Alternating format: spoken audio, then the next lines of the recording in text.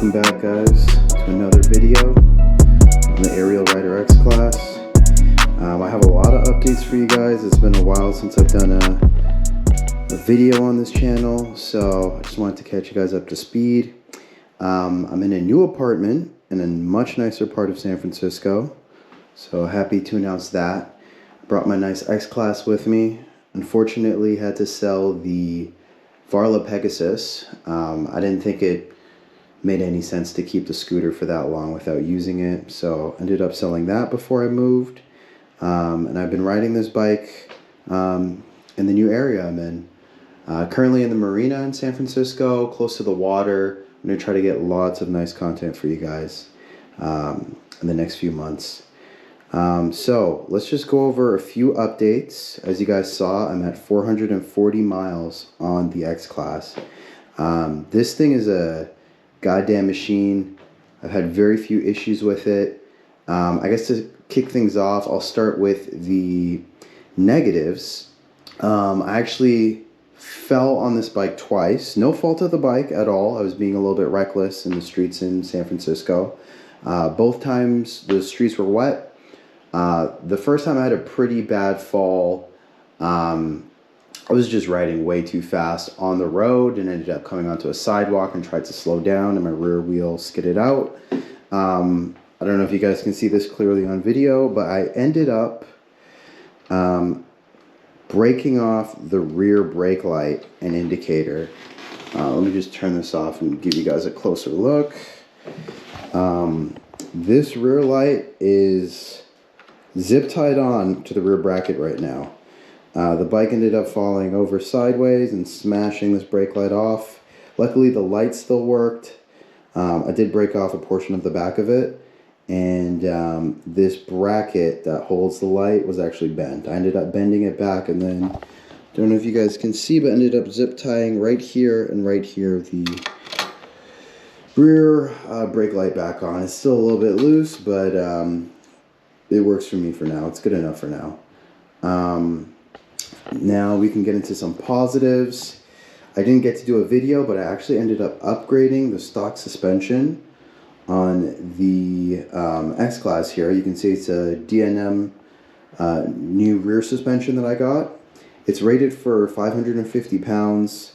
I had looked at a lot of threads, a lot of Ariel Rider threads to figure out what pound resistance I should get on this spring, and I did not listen enough to what people recommended. The stock spring is rated for 1,000 pounds and is very jerky. If you go over potholes, that thing will sometimes kick you right out of your seat. This one here is 550. I saw people recommending 300-pound springs, and I unfortunately just thought that it was way too light. The 550-pound spring works wonders. It's really good. But to be honest, if you're looking to get another spring or change out the stock spring, I suggest going with anything under 500 pounds. A 400-pound, 300-pound spring would work wonders. I'm still very happy with this spring. I can ride this bike over potholes and not get too much kickback. And it makes for a much comfier ride. Even small bumps would cause the bike to get out of control. So no other complaints with this new spring. It's really nice. It has a rebound adjustment and a compression adjustment as well. I'm still playing around with it to try and figure out what is the best configuration for the smoothest ride for me. I weigh just under 200 pounds and the 550 is great. I still would suggest going a lot lower than the 500-pound rated spring. The second time I fell, I actually ended up breaking off this side view mirror. I ended up just ordering a new one. I can give a link in the description for this mirror as well. It works really well. It's very low profile, out of the way. It doesn't really get in the way when I have my hand on the handles here. You guys had seen my video for installing the handlebar as well. This has been working really well. It is a little bit wider, but I honestly have no problem with that. I have a little bit more control when I'm on the bike. I'm also sitting a lot more upright than the stock handlebars, which are swept back and very a little bit awkward to handle. Another minor upgrade that I made was I ended up greasing the motor on this bike. There's a few videos. I'll probably leave a link to a couple of them and give those creators some shout outs. I bought some white lithium grease, ended up taking the rear wheel off, taking apart the motor, and then just greasing the gears. The reason I did that, and I'll probably release a video on this soon, is that when I ride over 25 miles an hour, anywhere over that speed, I end up hearing a weird clicking. What I thought was coming from the motor, so I decided to just grease it and just to make sure that nothing was wrong. After greasing it, I still ended up hearing this sound. It only kicks in every now and then. It's a little bit of a clicking sound. I'm starting to wonder if it's the spokes, perhaps. Maybe there's a couple rear spokes that I need to tighten. I do have a spoke key that I can use to tighten them up, so I'm probably going to look into that very soon. Definitely don't want to deal with any broken spokes on this bike. It's going to be a pain to replace, and I just don't want to have to go through that. A lot of e-bikes now, especially moped style e-bikes, are coming out with solid rims. There's a better word for them. I can't think of it now, but they come out with solid rims as opposed to the spoke rim. And they're a lot more durable, but they're also a lot heavier. The Ariel Rider X-Class, I believe, comes in at around 75 pounds, which is great. It's one of the lighter e-bikes for the power and the battery size. So I'm very happy with that. Very light aluminum frame, very strong frame as well. The 2 times I've fell on this bike, there hasn't been any damage to the frame that I've noticed at all. Going back to the spring, it was very tricky to install it. Shout out to the people who put videos up on installation of the spring on this bike. But I did have to get 4 washers. I don't know, it's going to be very hard to see here, but I had to put 2 washers on one side of the spring and 2 washers on the other side to get the new spring to fit. If you have somebody helping you, it becomes a lot easier. I was doing this by myself, and it just became very tricky, but I'll try to get this in video. There's 2 washers here and 2 washers on the left side. I can leave in the description what size washers they are if anybody's thinking of doing this. Also the direction that I mounted it. I've seen people mount them either way. You can either mount them, I believe this is technically backwards, which is not a problem. The force in the spring is just going to be going in the same direction anyway. It's not a big deal. But some people have flipped this spring around and mounted it the opposite way. But this has worked wonders for me. I don't have any issues with it, so I'm happy with it. I'm just happy I got the rear spring mounted and secure. The other update I want to give about this bike is I actually ended up having to get a new tank bag for this bike. This tank bag is actually the one I ordered originally, and Amazon ended up sending me another tank bag, which ended up being more expensive than the original one that I ordered, so I didn't even complain and return it. I just kept it and used it. It was very waterproofed. The problem with the old tank bag that I had was that the zippers ended up failing on me. So I'm trying to be extra careful with how I handled these zippers on this new tank bag, and make sure that I don't abuse them too much and keep them in one position and only use maybe one at a time if I need to, just to have it last much longer, because they aren't cheap bags, and you want to take care of your stuff so it lasts as long as possible. The old tank bag I had did have a nice little cup holder that I could use, and I actually used it once. It wasn't great, but it was something. If I have a drink or something with me, or coffee, it was great to have that space just to leave the coffee in. I'm sure there's many other ways you could mount a cup holder, maybe on the rear rack or somewhere else on the bike, but I don't really have that issue right now, so it's not a problem. Finally, the last update is I ended up losing the key to my U-lock. Yeah, I know it sucks. I didn't register the lock either. Anybody who's out there who goes and gets a U-lock, make sure that you register it. They can send you a replacement key. I unfortunately did not do that. So I have a useless U-lock right now. Cannot find my spare. I did not remove the 2 spares from each other and lost both of them at the same time.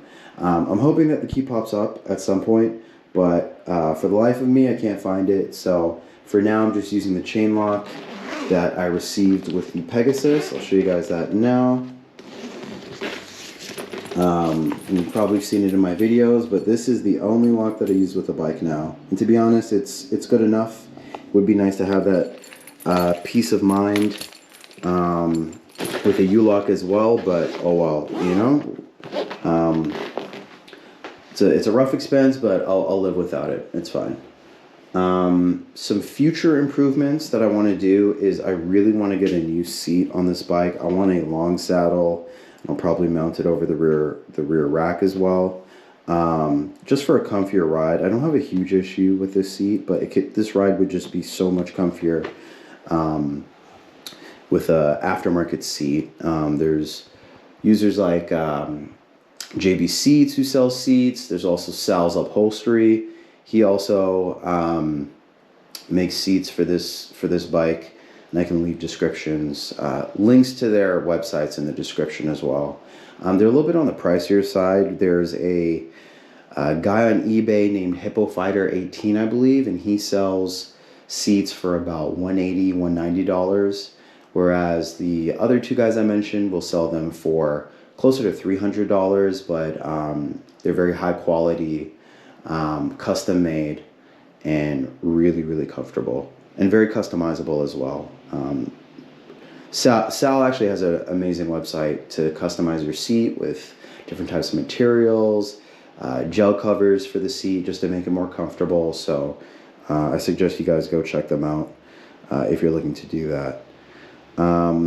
Other future improvements, I'm still really considering getting a probably a 3,000 watt rear motor just to see how fast I can push this bike. Since the two crashes, I've been trying to just ride way safer on the roads, especially if it's raining.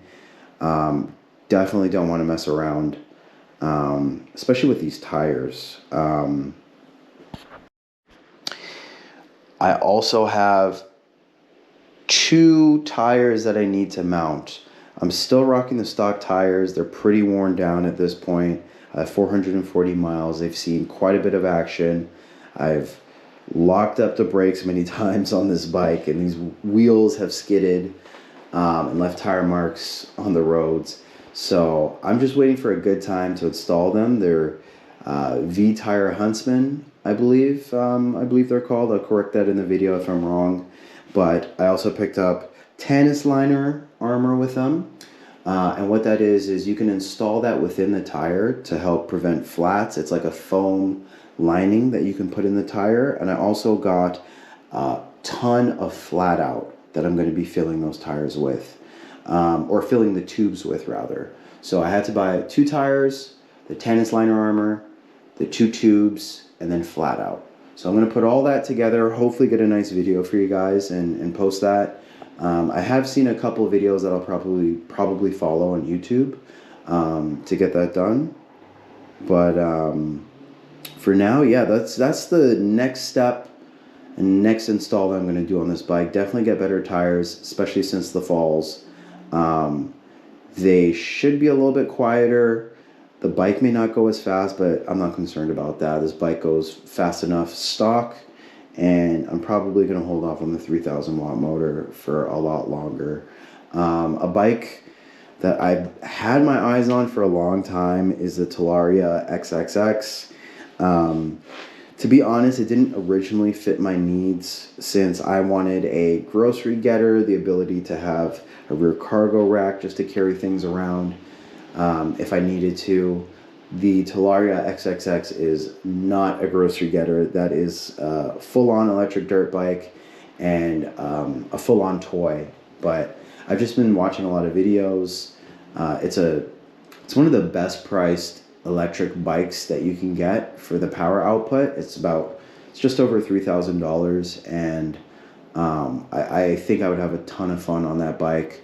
Maybe in a few months I might consider actually picking one up, but for now this is my main driver, my pride and joy, the X-Class. It's held up really well so far, and I'm looking forward to many more miles. Hopefully get this thing up to 1,000, 2,000 miles quick, and at that point I'll give you guys another update any other future upgrades I have planned. Yeah, I just wanted to thank everybody for supporting. I've gotten a few new subscribers recently, and I appreciate the support. I'm going to try to be more consistent with videos. And yeah, I'll see you guys in the next one. Later.